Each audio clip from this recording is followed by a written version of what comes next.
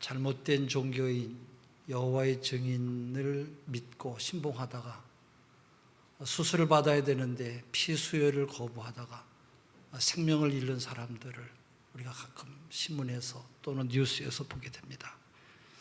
이들은 잘못된 교리를 따라가다가 결국은 자기의 목숨을 잃고 만 것이지요.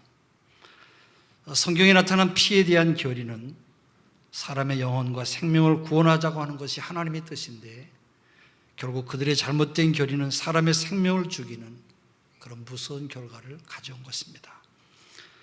창세기부터 요한계시록까지 성경 전체가 우리에게 중요하게 가르치고 있는 것은 피가 우리 인간의 죄를 대속한다는 것입니다. 다시 말하면 죄의 값은 사망인데 피는 우리의 생명을 대표하기 때문에 피가 인간의 죄를 사한다는 거예요. 죄를 지으면 반드시 거기에 대한 죄의 값을 우리가 감당해야 합니다. 오늘 읽은 본문의 육체의 생명은 피에 있음이라 내가 이 피를 너희에게 주어 단에 뿌려 너희의 생명을 위하여 속죄하게 하였나니 생명이 피에 있으므로 피가 죄를 속하느니라. 생명이 피에 있으므로 피가 죄를 속한다는 거예요. 여러분, 죄는 사망이요 피는 생명이에요. 그러므로 바로 이 피만이 우리 사람들의 죄를 사할 수 있다고 주님께서 우리에게 말씀하셨어요. 그러면 먼저 역사상에 나타난 죄사함의 속죄관을 몇 가지로 찾아보면, 멕시코에서는 AD 1300년, 지금 300년 전, 1300년경, 그러니까 지금부터 한 700여 년 전에 유행병이 들거나 재난이 오면 죄 때문에 찾아온 신의 진노라고 생각해서 속죄 제사를 드렸어요. 그때 제물은 흠이 없고 잘생긴 청년을 골라서 그의 소원을 다 들어준 다음에 그의 몸을 다 벌거벗겨서 몸에 붉은 색칠을 하고 많은 사람들이 모여있는 곳으로 짐을 대는 청년을 데리고 갔다고 그래요.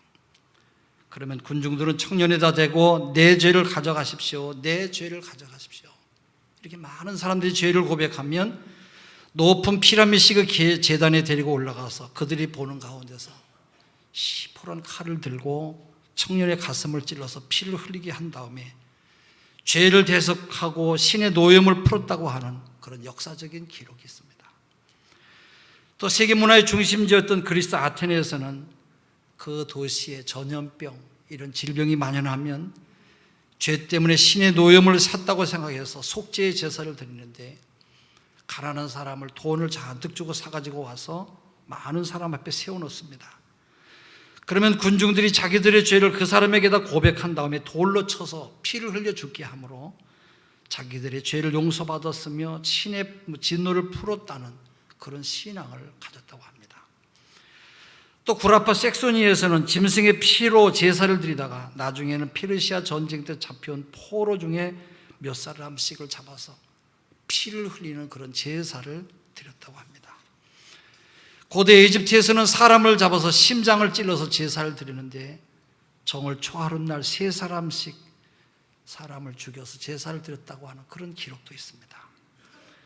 아프리카의 다옴이라고 하는 지역에서는 해마다 궁중에서 닭이나 거위나 소 같은 짐승의 목을 찔러서 나온 피로 제사를 드리다가 후에는 전쟁 포로를 잡아서 바로 피의 제사를 드렸다는 그런 설도 있습니다. 우리나라에서도 무당들이 부닥거리를 하며 한참 춤을 추고 돌아다니다가 돼지의 목을 쳐서 피를 흘리게 한 다음에 칼로 열 십자를 긋고 그 가운데 칼을 꽂는 것을 아마 연세 들으신 어른들은 많이 보셨을 것입니다. 이처럼 세계 역사를 더듬어보면 세계 모든 사람들이 죄를 사하기 위해서 모두가 피로써 그들의 신께 제사를 드리는 습관과 풍습을 가졌다는 것입니다. 종교학자 프레이저 교수는 세계 인구의 90%가 종교적인 경축일에 피를 뿌리며 제사를 드렸다, 그렇게 말했어요. 또 기독교 인간학자 알렉산더 그레골리아라고 하는 교수는 세계 인구의 95%가 피로써 신께 제사를 드렸다고 말하고 있어요.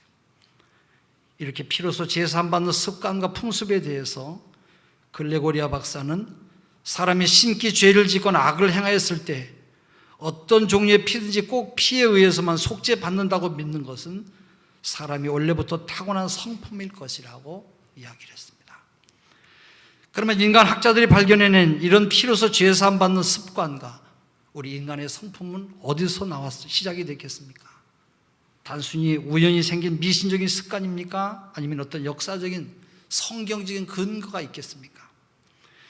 이 해답은 성경에서 찾아볼 수가 있는데, 인간을 창조하신 하나님께서 죄로 말미암아 멸망받을 인간들에게 다시 구원받을 수 있는 방법을 가르쳐 주셨어요. 그것이 바로 피로써 죄 사함을 받을 수 있다고 말씀하신 것이에요. 그러면 성경적인 속죄관을 살펴보겠습니다. 오늘 우리의 읽은 본문에 육체의 생명은 피에 있습니다. 내가 이 피를 너에게 주어 단에 뿌려 너희의 생명을 위하여 속하게 하셨나니 생명이 피에 있으므로 피가 죄를 속하느니라 말씀했어요.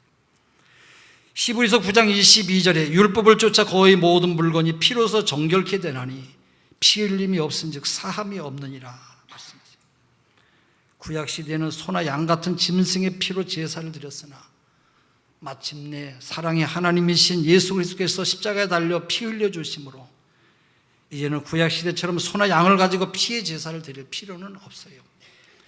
예수 그리스도께서 십자가에 달려 죽으심으로 우리의 구원을 완성하셨기 때문에 그래요. 다시는 어떤 짐승의 피가 특별한 의미를 갖는 것은 아닙니다. 이것을 먹지 말라거나 수유를 하지 말라고 하는 뜻이 아니에요.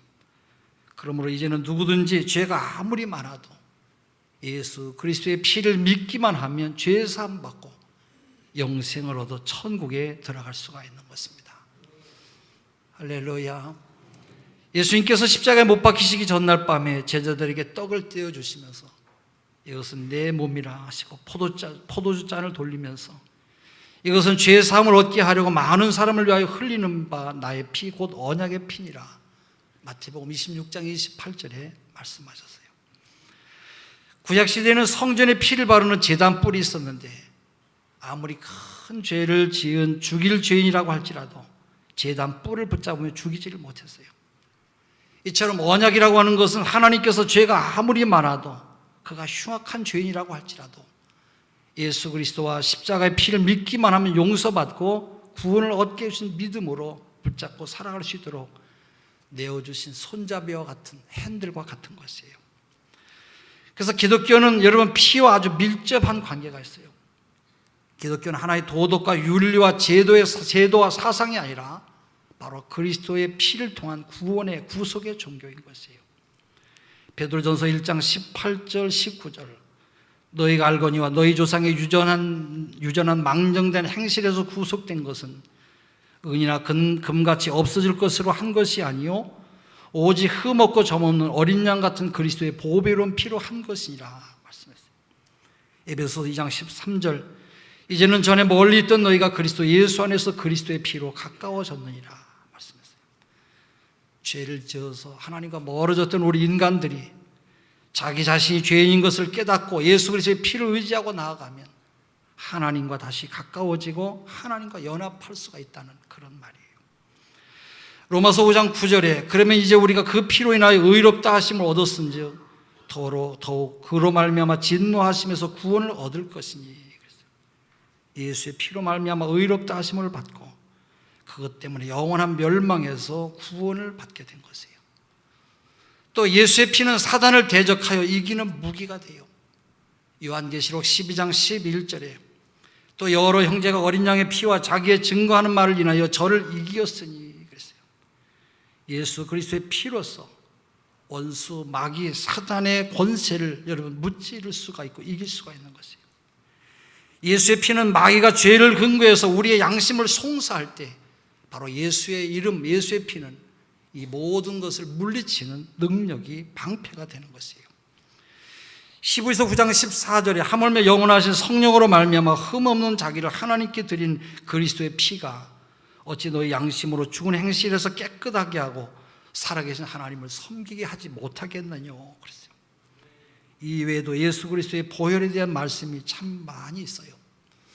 아담과 하와가 처음 범죄한 이후에 수치를 가려보려고 자기들의 손으로 만들어 입은 무화과 나무 잎치만은 인간의 도덕과 수양과 철학으로 죄의 문제를 해결해 보려고 하는 인간의 헛된 수고를 의미하는 것이에요. 이것을 불쌍히 여기신 하나님께서 짐승인 양을 잡아서 만들어 입혀준 가죽옷은 영원한 대속물이 되어주신 예수 그리스도의 피의 옷을 의미하는 것이에요. 이제는 누구든지 하나님께서 보내주신 예수 그리스도의 피 공로만 의지하면 죄인임에도 불구하고, 아무리 그가 흉악한 죄를 지었음에도 불구하고 하나님 앞에 아무런 공로가 없어도 의인이 되고 하나님 앞에 믿음으로 우리가 천국에 들어갈 수가 있는 것이에요. 할렐루야. 가인이 여러분 제 손으로 지은 농산물로 제사들을 응답받지 못한 것은 인간의 노력과 선행으로 구원받을 줄 아는 인간들을 나타내 보여주는 것이고, 하나님께 연락된 아벨의 양을 잡아 피를 뿌려드린 제사는 어린 양 예수 그리스도의 피 공로로 의인이 되고 구원받은 것을 우리에게 말씀하는 사건인 것이에요. 가인은 피에 대한 믿음이 없었고 아벨은 피에 대한 믿음이 있었기 때문에 하나님께서 그들의 제사를 받으시고 받지 아니하신 것이에요. 오늘날도 아무리 노력하고 우리가 수고를 많이 해도, 우리가 의롭게 보여도 자기의 노력과 수단을 가지고 하나님 앞에 나오는 사람은 하나님 앞에 그 죄를 용납될 수가 없어요. 그러나 우리의 죄를 대속하신 어린 양 예수의 피 공로를 의지하고 나오는 사람은 하나님 앞에 죄 사함 받고 그가 구원에 이르게 되는 것입니다. 6월절에 애굽의 모든 땅에 어느 집에나 장자 죽이는 재앙이 모두에게 다 임했습니다마는 문인방과 문설주양의 피를 바른 집에는 죽음의 사자가 들어가지 못하고 넘어간 것은 장차 애굽과 같은 세상을 모두 다 심판해서 영원한 형벌을 내리실 때 6월절 어린 양이 되신 피 흘려주신 예수 그리스도의 피를 믿는 사람에게 마음의 문설주에 피를 바른 사람은 심판을 면하고 구원받게 되는 것을 말하는 것이에요. 또 이스라엘 백성들은 홍해를 무사히 건넜습니다마는 애굽 군대는 홍해를 건너지 못하고 홍해 바다에서 그대로 수장되고 말았어요. 그들은 양의 피를 바르지 않은 사람들이기 때문에 그래요. 여러분, 내가 피를 볼 때에 너희를 넘어갈 것이라고 출애굽기 12장 13절에 말씀했어요. 우리가 죽음의 문제를 해결하고 영생하여 천국에 들어갈 수 있는 것은 어린 양 예수 그리스도의 피 공로를 마음속에 믿는 그 사람만 구원에 이르게 되는 줄로 믿습니다. 장차 우리가 구원을 받느냐 못 받느냐 하는 심판의 표시는 우리의 마음 중심에 예수 그리스도에 대한 믿음이 있느냐 없느냐 여기에 달려 있어요. 그리고 이러한 구원받은 후에 우리의 행한 대로 상급과 심판을 받습니다마는 멸망의 심판은 받지 않습니다. 우리는 아담의 후손으로 죄로 인해 멸망받게 되었습니다마는 제2의 아담인 예수 그리스도를 믿음으로 값없이 무조건 의인의 반열에 서서 하나님의 은혜로 구원에 이르게 된 줄로 믿습니다. 미국의 어떤 법관의 아들이 자동차를 타고 신나게 운전하다가 그만 다른 차를 들이받았어요. 이 청년은 교통순경에 이끌려서 재판을 받으러 갔어요. 법정에 가서 보니까 그 담당 판사가 바로 자기 아버지였어요. 마음이 놓였어요. 우리 아버지니까 나를 용서해 주겠구나.